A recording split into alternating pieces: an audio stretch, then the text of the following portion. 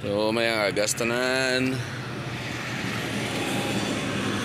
SGNB gas station and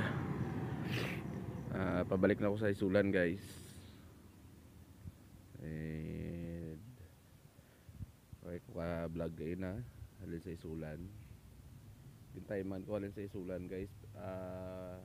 Halin doon sa balay. Baka doon sa may kapihan.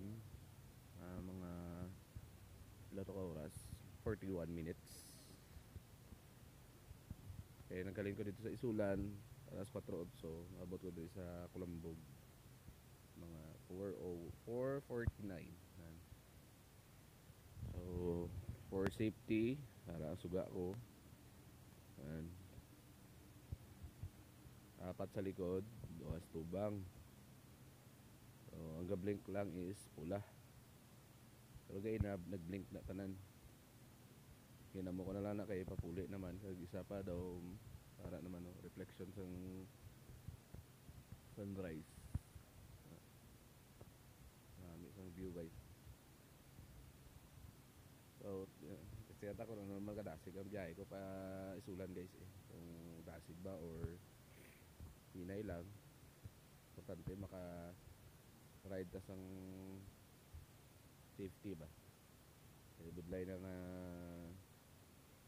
panblaw. Mo tadi.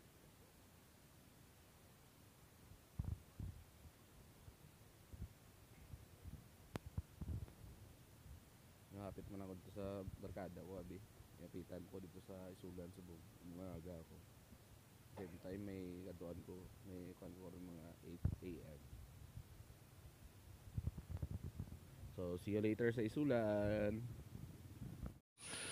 So ano ko dito sa Colombo guys is 5:18.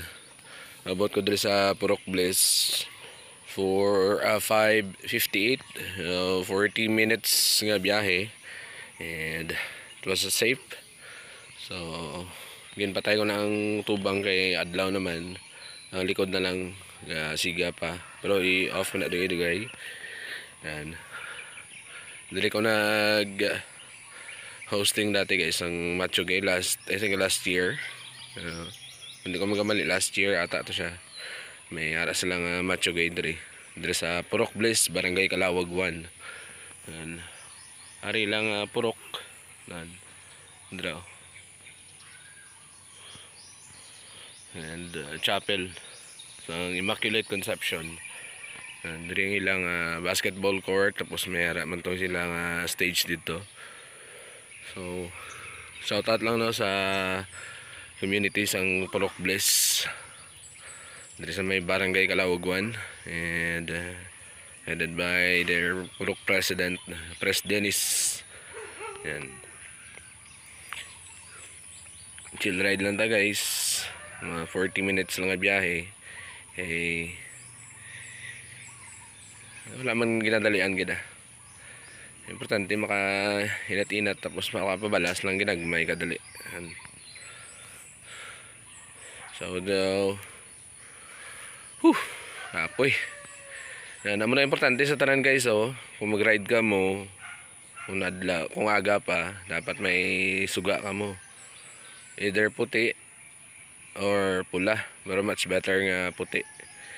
Mas dasig ay identify or much better nga mas damo ang sa likod.